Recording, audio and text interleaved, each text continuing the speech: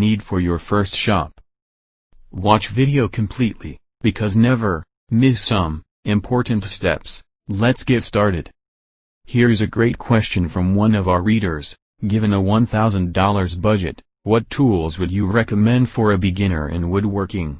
This question is about a beginner setup in woodworking as opposed to carpentry. The goal is to make basic functional furniture in a city. Specifically, what tools and brands are most necessary to get started woodworking with a $1,000 initial budget?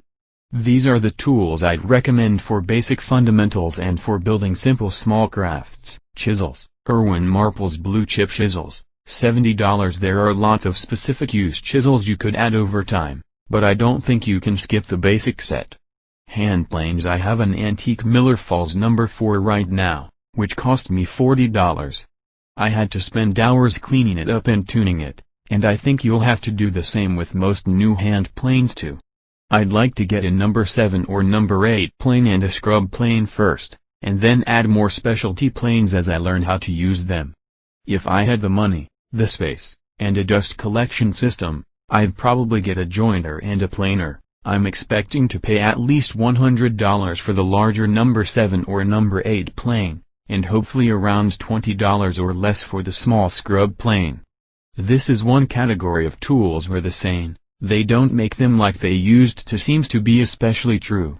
At least, that's what my instructor told us.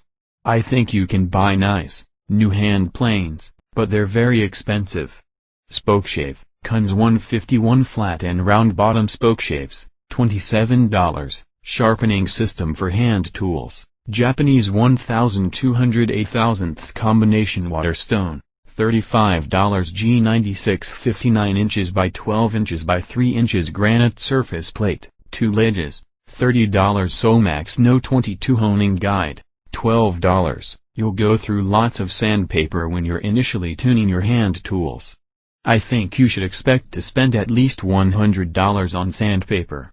But the good news is that you only have to go through the flattening process once, and then you're just working on maintaining your edge.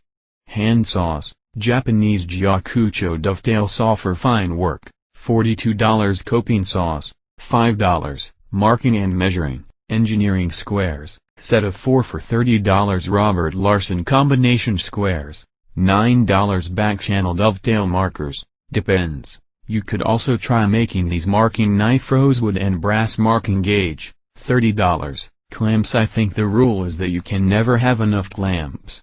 I only have 4-bar clamps, 2 speed clamps, and a couple of cheap C-clamps.